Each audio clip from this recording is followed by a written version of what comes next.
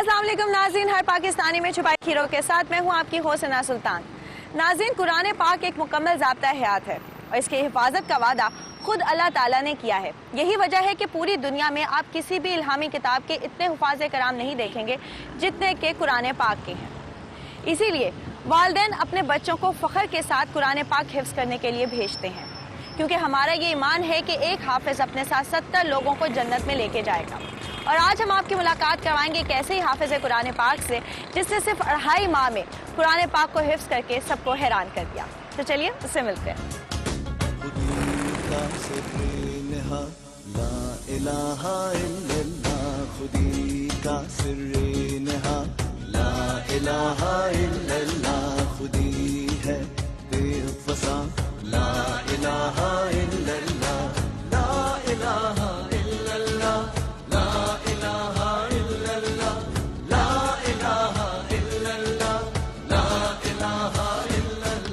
अस्सलाम वालेकुम। वालेकुम अस्सलाम। कैसे आप? मैं ठीक हूँ अल्हम्दुलिल्लाह। कितने साल के हैं आप? मैं 11 साल का हूँ। सितंबर को 11 साल का हो गया था मैं। अब्दुल्ला, हमने सुना है कि माशाल्लाह से आपने कुरान पाक 2.5 माह में हिफ्ज़ किया। जी, मैंने नवंबर 17 को शुरू करा था और जनवरी के आखिर तक हिफ्ज़ कर लिया था। अच्छा, अभी मैं गिरदान कर रहा हूँ। अच्छा, किरदान क्या होता है? रिवाइज पक्का कर रहा हूँ कुरान को। अच्छा, जब आपने शुरू में स्टार्ट किया था इसको हिफ्ज़ करना, तो आपको शुरू से शौक था? पहले शौक नहीं था, मैं कहा बहुत मुश्किल है, मैं नहीं कर पाऊँगा। अच्छा, 2.5 माह में अगर मैं सोचूं तो 30 पारे हैं, कैसे एक एक पारा एक दिन में करते थे? शुरू में तो बस 6 पीट करता था, फिर आखिर में एक एक पारा 2-2 पारा करता था। फिर आखिर के दिन में मैंने 835 लाइन्स करी। ला इलाहा इल्लल्लाह, ला इलाहा इल्लल्लाह, ला इलाहा इल्लल्लाह। 835 लाइन्स आखिरी दिन में आपने हिफ्ज़ की। जी। अब्दुल्ला, आपकी डेली की रूटीन क्या है? मैं फजर में उठता हूँ, नमाज पढ़ता हूँ, फिर मैं थोड़ा सा अपना सबक याद करता था और फिर मैं स्कूल के यहाँ मदरसे आने के लिए तैयार होता था। यहाँ आता 8 से 10 बजे मैं कुरान पढ़ता, सबक सुनाता और फिर 10:30 बजे से 12:30 बजे मैं मंजिल सबक सबकी सुनाता और फिर 2 से 4 बजे मैं कल का सबक याद करता। अच्छा, और फिर मैं घर जाता 5 बजे। अब्दुल्ला, अपने फ्यूचर प्लान्स के बारे में बताओ कि बड़े होके क्या बनना चाहते हो? अभी इंशाल्लाह गिरदान के बाद मैं हदीसें याद करना चाहता हूँ सारी, उनकी तर्जुमा के साथ इंग्लिश में, और इंशाल्लाह फिर मैं आलिम बनूंगा। अच्छा, और फिर फ्यूचर में तब मैं बड़ी उम्र मुझे मुफ्ती बनूंगा। माशाल्लाह से नाजरीन, अब्दुल्ला के कॉन्सेप्ट्स अभी से इतने क्लियर हैं कि वो ये जानता है कि उसे इंग्लिश और उर्दू में कुरान पाक की ट्रांसलेशन पढ़ के मुफ्ती बनना है बड़े होके। अच्छा अब्दुल्ला, मुझे ये बताओ कि आप इंग्लिश में कुरान पाक की ट्रांसलेशन क्यों पढ़ना चाहते हैं? मैं इंग्लिश में इसलिए करना चाहता हूँ तो मैं पूरी दुनिया को बता सकता हूँ कि मुफ्ती, क्योंकि इंग्लिश तो आपको पता होगा इंटरनेशनल लैंग्वेज है, तो सबको मतलब ऑलमोस्ट सबको आती है दुनिया में, तो सबको सिखा सकता हूँ।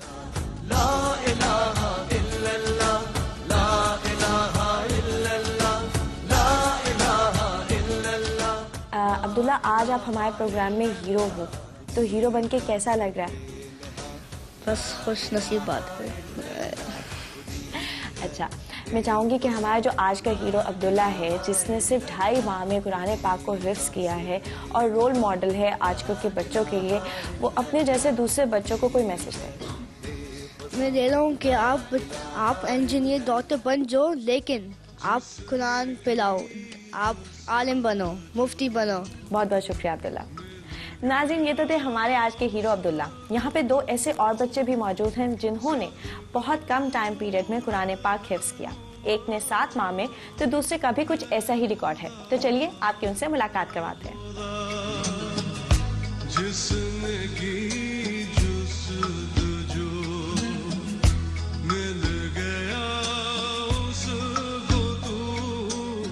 नाज़रीन, मेरे साथ इस वक्त मौजूद हैं यूसुफ और फैज़ान। जी अस्सलाम वालेकुम यूसुफ। वालेकुम अस्सलाम। कैसे हैं आप? ठीक हूँ। यूसुफ, मुझे ये बताओ कि आपने कितने अरसे में कुरान पाक को हिफ्ज़ किया? मैंने लेस देन 7 मंथ्स में कुरान पाक को हिफ्ज़ किया। अच्छा, फैज़ान अस्सलाम वालेकुम। अस्सलाम वालेकुम। आपने कुरान पाक को कितने अरसे में हिफ्ज़ किया? सबसे पहले मैं तो बैतुस्सलाम में पढ़ता था, वहाँ 21 पारे किए थे 2 साल में। जब इधर आया तो मैं 9 पारे 2 महीने में किए थे। अच्छा, अच्छा, मुझे ये बताओ कि आपकी क्या स्पीड होती थी, आप कितनी लाइंस एक दिन में याद करते थे? जब मैं लाइफ टाइम में नया आया था तो मैं 25 लाइन्स करता था, फिर बढ़ाता गया। अच्छा, और और अभी आप क्या कर रहे हो? अभी आप इसको रिवाइज कर रहे हो, गिरदान कर रहे हो? और आप यूसुफ, आपकी लाइंस की याद करने की क्या स्ट्रेंथ होती थी? जब मैं आया था पहले, I was new in life line, I used to do 15 lines. अच्छा, मेरे आखिरी दिन में आई डिड 420 लाइन्स। 420 लाइंस।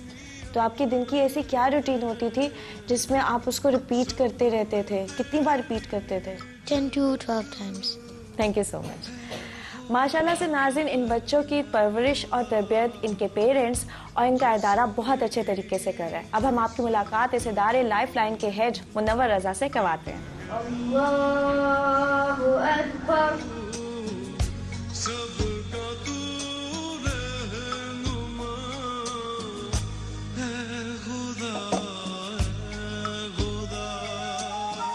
अस्सलाम वालेकुम। वालेकुम सलाम।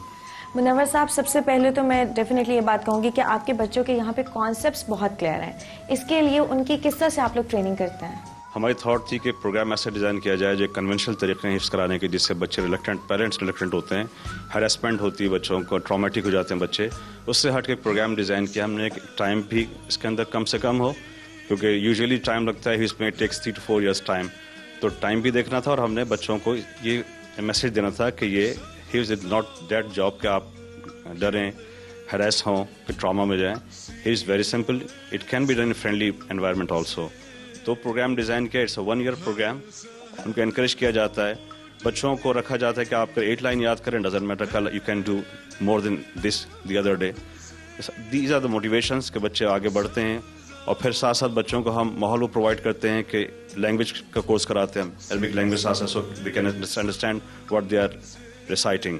फिर तरबिया कराते हैं कि कुरान याद तो कर रहे हैं, but Quran how to apply in our lives, ये बच्चे तरबिया सीखते हैं। फिर कैलीग्राफी कराते हैं बच्चों को कि Arabic calligraphy, so they can write also.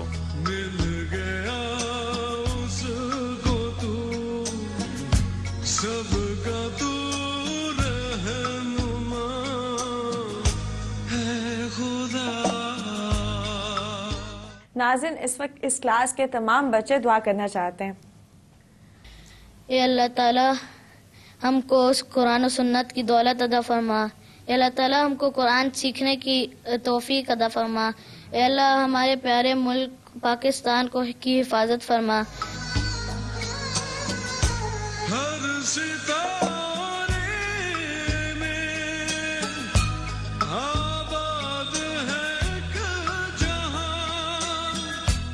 नाज़रीन, अब हम आपको लेके चलेंगे एक ऐसे बच्चे के पास जो कि बहुत ही खूबसूरत किरत सुनाता है। तो चलिए आपको उसकी किरत सुनवाते हैं। अऊज़ु बिल्लाहि मिनश शैतानिर रजीम। बिस्मिल्लाहिर रहमानिर रहीम। यासीन वल कुरआनिल हकीम। इन्नका लमिनल मुरसलीन अला सिरातिम मुस्तकीम।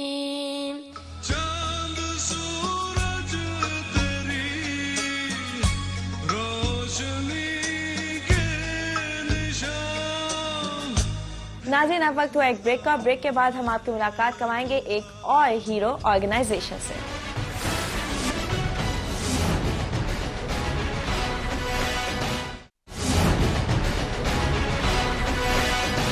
12 रबीउल अव्वल जब नबी पाक सल्लल्लाहु अलैहि वसल्लम का ज़हूर हुआ तो आतिश कदा फारस बुझ गया। काबा में रखे हुए बुत औंधे मुंह जमीन पे आ गिरे। वो एक खुशगवार दिन था जब आप सल्लल्लाहु अलैहि वसल्लम की पैदाइश हुई। आपकी पैदाइश ने दुनिया को एक नया ही रंग किया। आप पे ईमान लाने वाले लोग आपके उम्मती और मुसलमान कहलाए और इनकार करने वाले काफिर। 1450 साल गुजरने के बाद आज भी मुसलमान आपकी विलादत को नहायत ही जोश खरोश और अकीदत से मनाते हैं। हमारे आज के हीरोज ने आपसे मोहब्बत का इजहार नहायत ही मुनफरिद तरीके से किया। चलिए आपकी उनसे मुलाकात करवाते हैं। जवानों की ज़बां पर नाराए तकबीर आता है। कसम उस वक्त की, कसम उस वक्त की, कसम उस वक्त की, कसम उस वक्त की। अस्सलाम वालेकुम। ये बताइए कि 12 रबीउल अव्वल को आप लोगों ने जो 13,000 चिराग जलाने का रिकॉर्ड बनाया था, इसके पीछे सोच क्या थी? बेसिकली इस गैदरिंग का मकसद ये था कि ये लाखों शिया सुन्नी आवाम घर से निकले और एक साथ बिल्कुल फैमिली की तरह शिया औरतें सुन्नी औरतों के साथ शिया मर्द, सुन्नी मर्दों के साथ सुन्नी मर्द, शिया मर्द सब मिलकर स्कूल, कॉलेज, यूनिवर्सिटीज़ के तलबा और तलबात की इतनी बड़ी तादाद को जमा किया जाए कि एक रिकॉर्ड बनाया जाए आवाम के जमा करने का और फिर सब मिलकर एक साथ रसूलुल्लाह की मोहब्बत में चिराग रोशन करें। और इस सोच को लेकर हम आगे बढ़े थे और खुदा ने हमारे इस मकसद में हमें कामयाब किया। और वो रिकॉर्ड जो हिंदुस्तान ने शायद 7 घंटे में 12,135 चिराग जलाए थे, वो कराची के अवाम ने 26 मिनट में 13,000 चिराग रोशन कर दिए।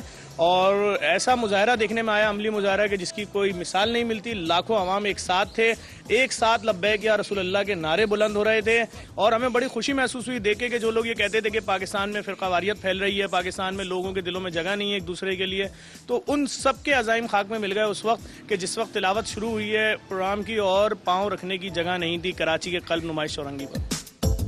जवानों का ये जज्बा उनके ईमान की निशानी है।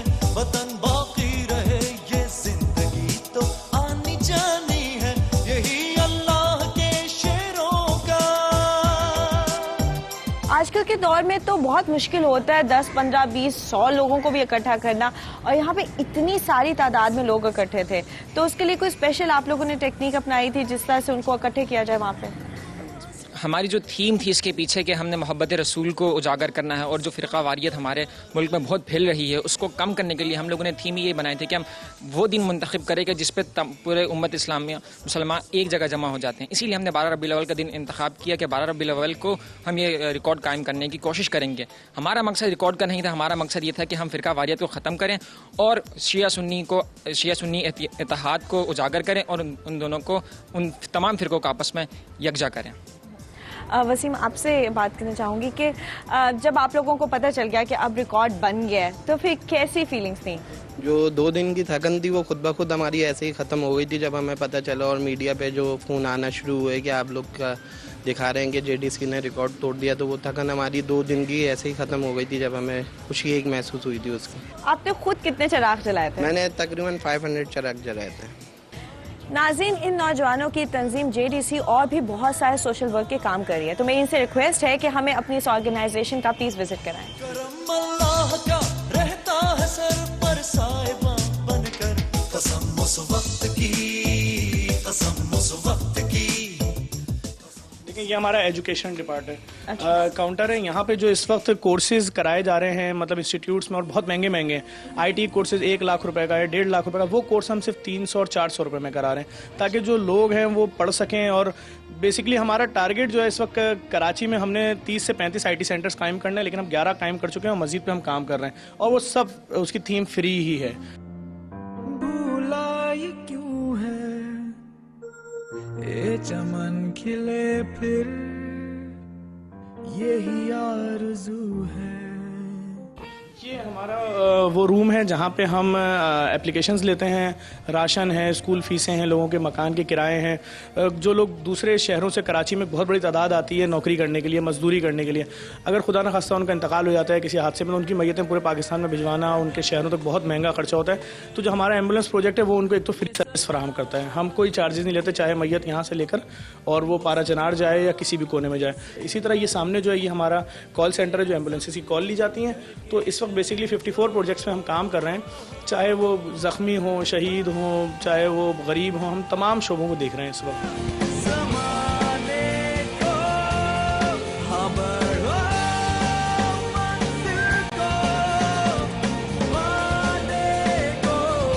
ये हमारी IT लैब है, जैसा कि मैंने आपको बताया कि हमने जदीद बुनियादों पर बनाई है। तो इसी तरह यहाँ पे जितने सिस्टम लगे हुए हैं सब इंतहाई महंगे सिस्टम हैं। अच्छा, हम प्रोजेक्टर पे नहीं, हम प्लाज्मा पे क्लासेस लेते हैं, मतलब जो भी हम जदीद से जदीद फैसिलिटीज़, हमने प्लांट लगाया हुआ है AC का, यहाँ पर तकरीबन 30 स्टूडेंट्स यहाँ पर आते हैं एक वक्त में। कितनी क्लासेस होती हैं एक दिन में? यहाँ पर एक दिन में तकरीबन क्लासेस होती हैं 7 से 8। माना कठिन है रास्ता तेरा पल किस्मत में तेरी मंजिल लिखी है जो तेरे दिल में छुपा। ये हमारा रेस्क्यू का रूम है। जैसा मैंने आपको बताया, हम इस वक्त पाकिस्तान की पहली गैर सरकारी रेस्क्यू टीम है और हम मुकम्मल तमाम सामान के साथ हैं और कोशिश कर रहे हैं जो हैवी मशीनरी है वो भी हम इंपोर्ट कर रहे हैं पाकिस्तान। जो किसी भी कोई बिल्डिंग कोलैप्स हो जाए या कोई ऐसा वाक़या हो जाए, खुदा न खास्ता कोई बड़ा सुनामी हो या जिसके अंदर बिल्डिंग्स गिरती हैं, उसके हवाले से भी हम काम कर रहे हैं। इस वक्त जो ये चीज़ें हमारे पास मौजूद हैं, इसके अंदर छोटे फायर एक्सटेंशंस भी हैं, छोटे ऑक्सीजन सिलेंडर भी हैं। किस तरह किसी एक साने में जो भी चीज़ें इस्तेमाल की जाती हैं वो तकरीबन चीज़ें हमारे पास मौजूद हैं। एक छोटे से बच्चे की भी हमारे पास बॉडी मौजूद है, ये हमने इंपोर्ट की है, जिसके पर हम अपने रज़ाकारों को तरबियत देते हैं कि इसको CPR कैसे किया जाएगा, अंगूठे से किया जाएगा कि हाथ से किया जाएगा। इसी तरह एक 3 साल के बच्चे की बॉडी भी है, 10 साल के जवान की बॉडी भी है। इसी तरह पूरी मुकम्मल CPR की तरबियत दी जाती है। आसमां तेरे लिए है जो ये डिस्पेंसरी है। ये डिस्पेंसरी है और इसमें भी इसी चीज़ से कॉन्सेप्ट को रखा गया सामने कि चूंकि ये कंपनीज की दवाइयाँ इतनी महंगी हो गई हैं कि लोग अफोर्ड नहीं कर सकते, तो हमारा इदारा एक क्वांटिटी में दवाइयाँ ख़रीदता है हर मंथ और ये हमारा क्लिनिक भी फ्री है और इसका नाम भी फ्री मेडिकल क्लिनिक है और इसके अंदर दवाइयाँ भी फ्री दी जाती हैं, डॉक्टर का चेकअप भी फ्री है। अगर नेबुलाइज की ज़रूरत पड़ेगी या शुगर टेस्ट है या ब्लड प्रेशर तो ये भी फ्री में किया जाता है। इसके अलावा हमारा फिजियोथेरेपी सेंटर है तो वहाँ पर फिजियोथेरेपी मुकम्मल फ्री की जाती है और ना इसकी कोई पर्ची है ना सिले पे कुछ नहीं, जो चाहे आए दिखाए और जो दवाई भी होगी वो यहीं से उसको प्रोवाइड की जाएगी। बाकायदा वो कंपनीज़ की दवाइयाँ प्रोवाइड की जाती हैं। आप इतने सारे सोशल वर्क के काम कर रहे हैं तो इसकी फंडिंग कहाँ से होती है? बेसिकली इसकी फंडिंग होती है जो हमारे बॉक्स कलेक्शन है, मतलब डोनेशन बॉक्स होता है हमारा, वो हमारा पूरे कराची में डिस्ट्रीब्यूट हुआ है, उसकी मंथली कलेक्शन होती है। उसके अलावा हमारे डोनर्स हैं पूरी दुनिया से, हमें सपोर्ट करते हैं, उसमें हमें डोनेशन देते हैं।